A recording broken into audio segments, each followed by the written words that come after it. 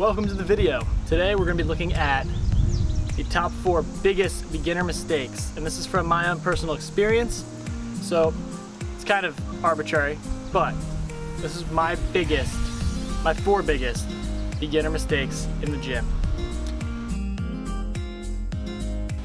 Alright, number 1 and by far the biggest mistake that I see beginners making in the gym is expectations. It's very easy to go on social media, go online and look up bodybuilders, people in the gym, people who say there's a quick fix to things, and get discouraged pretty quickly when you get in there and realize it's not that simple. Most of these people who are selling products have been at this for years, and this is a lifestyle that they have lived day in and day out, and who knows, they may be even taking steroids to help them achieve the look that they have. So going in and imagining that you're going to look like that person you're idolizing on social media right off the bat is, well, let's just say it's a bad expectation. You got to realize that in order to have a strong muscular physique, you're going to have to put in years of hard work and dedication. This is a lifestyle, this isn't a quick fix. So living a healthy lifestyle, eating right, and training with proper progressive overload tactics is the only way you're ever going to put on muscle and look the way you want to, and it's going to take years. This is not something that you're going to be able to do in a summer. There are great quick fixes to lose fat, and by quick fixes I mean in 90 days or so.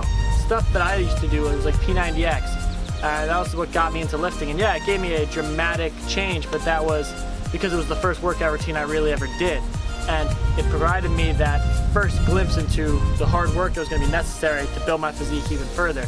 And by no means am I someone who's a fitness celebrity who looks great. I'm still building that physique 10 years later.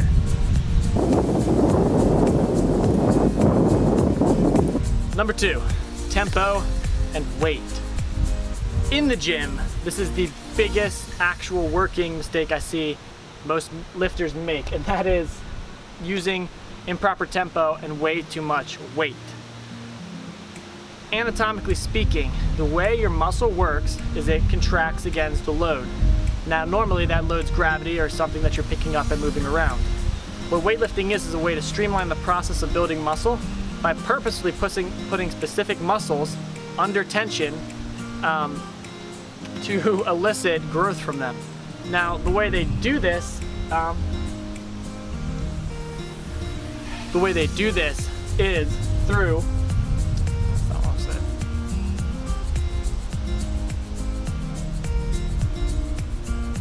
Now this doesn't just mean going on the bench press and banging out a bunch of reps. While that does work and it is a way to put strain on the muscle, there's a much more optimal way to be doing that, and that's through using proper tempo and form. Your muscles are much better at lowering a weight than they are at lifting it. So emphasizing what we would call the eccentric, or the lowering of that weight, is going to help you get a lot more growth than just focusing on pounding out concentrics. Now also there's different ways that the body functions. If you put the muscle under tension for 45 to 60 seconds, and that would be around 10 to 12 reps of very controlled tempo, that's going to build a bigger muscle, simply because the extra blood flow in the muscle elicits the response that it needs more room to move around. The muscle is going to expand to help facilitate that blood flow. Conversely, if you're using heavier weight, still controlled, but that muscle is under tension for say 20 to 30 seconds, that's going to elicit more of a strength. The muscle is going to get denser. As natural lifters, we want to elicit both of these responses. But simply banging your weight up and across your chest isn't going to have the muscle under tension for more than maybe a half second each rep. That's not going to reach even that strength gain. So if you're doing 10 to 12 reps but you're pounding them out like this, you're not doing anything to cause a stimulus in the muscle for growth. Now you'll get minimal gains at best, but you could be streamlining this process and getting closer to those expectations you have much faster, if and only if you use proper tempo. And with that comes proper weight.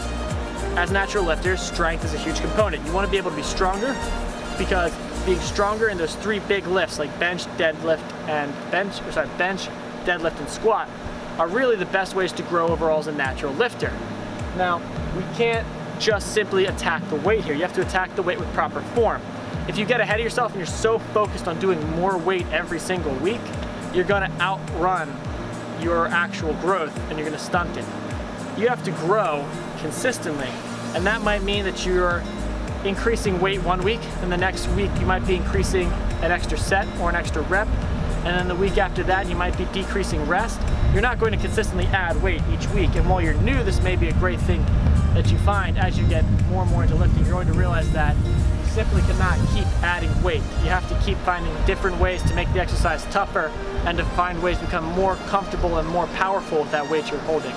So using proper weight and proper tempo is going to be the fastest way to achieve those expectations you have. Guys who don't understand tempo and weight may never reach those expectations simply because weightlifting, being in the gym, trying to get stronger, trying to build a bigger physique is a game of tempo and weight. It's an art form much less than it's an art form much more than it is just banging out reps.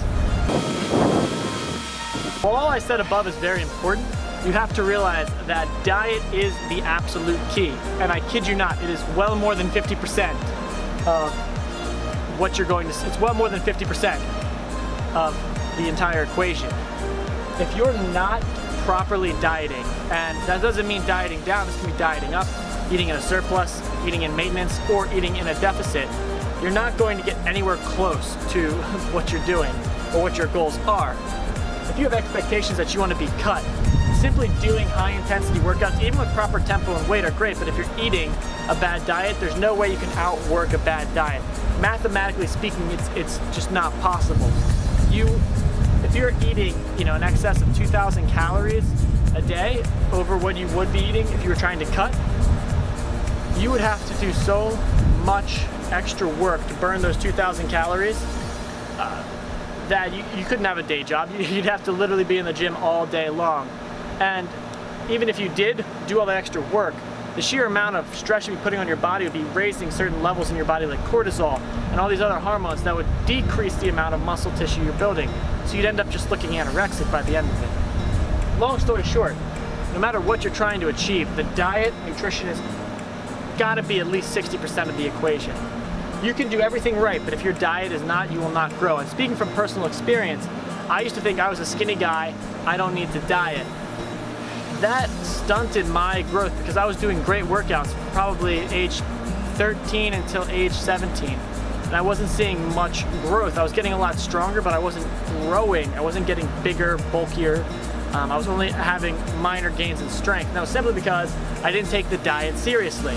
The minute I started taking the diet seriously, I was able to put on weight and get up to 200 pounds. And then I took cutting seriously and I was able to strip off weight and get down to 168 and manipulate my body to make it the way I wanted to look. I wanted to get stronger and then I wanted to get cut.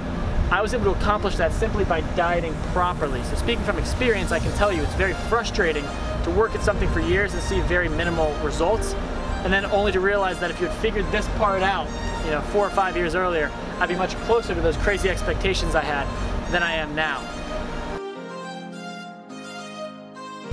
Number 4, intensity and consistency. You cannot get anywhere in this sport or simply get better at lifting if you don't bring the proper intensity and you're not consistent. If you do all of this for a month, you'll get great results, but it's not going to stay unless you're consistent. And you can do all of this and yet see nothing if you don't bring the proper intensity to actually stimulate growth or stimulate fat loss. You've got to really be focused, and this is something everyone has to learn for themselves, because your threshold of intensity is going to grow over time. What you think is intense when you first start lifting out might become what your warm-up is by the time you're an advanced lifter. So you have to keep pushing that threshold of intensity, knowing that by pushing that threshold and always asking for a little bit more out of your workouts, that's how you're going to grow. That's progressive overload. That's the entire principle that our sport is based off of, that the idea of getting fit is based off of, is progressive overload, progressively adding more and more in and asking more and more of yourself. If you get lazy in working out, you're not going to see any results. That's why people who walk 3 miles on the treadmill every day look the same way after a certain while, because their body can handle that at where it's at. They're not going to change at all because they don't need any change, because they're not stimulating any change. If you want to get out of that beginner mode and get into the intermediate and advanced lifting and have your physique represent that, you have to drop the expectations. You have to realize that you're not going to be there in a week. You've got to get realistic expectations. With that, you've got to control your weight. You've got to focus more on form, on feeling your muscle, than bouncing around large amounts of weight. If you're gonna ego lift, that's great. If that's what you're into and you wanna go into the gym and move a lot of weight around with, terrible form just because it helps you feel better about yourself to have other people seeing you do that, maybe that's your thing, maybe that's your goal. But if you actually wanna really change your physique, that's not gonna cut it. Again, if you wanna go into the gym and lift with proper form and have reasonable expectations, guess what? You're not gonna meet even the reasonable expectations if you don't diet. You have to learn. This is a learning man's game. You have to be hungry for knowledge. You got to go out there and figure out what works for you and what the science is behind all this if you really want to take your physique to the next level. Lastly, intensity and consistency. None of this works if you're not intense. None of this works if you don't bring yourself to the table and put out everything you have. And it doesn't work either if you do that for a month and then take a month off. If you do it for a short burst of time and take a little bit off. It's a tough ask, but if you really want this, you have to be able to do that. That's why most people aren't able to bring that crazy physique. It's simply because they don't have the ability to consistently be intense. So you've got to find what motivates you. You've got to find a purpose behind all this and reinforce it to yourself every day. It sounds corny, maybe it sounds a little cheesy, maybe it sounds a little narcissistic. Put something in front of you every morning that's going to get you going towards these goals and achieve them. But if you're a beginner, don't make the same mistakes I did, because I suffered from all of this and it took me years. I just turned 22. I started lifting when I was 12 years old. So I've been lifting for a decade now. And my physique definitely does not represent that.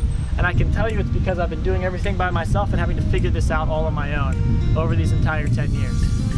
If you can start with all of this figured out, you can surpass my physique in a matter of years.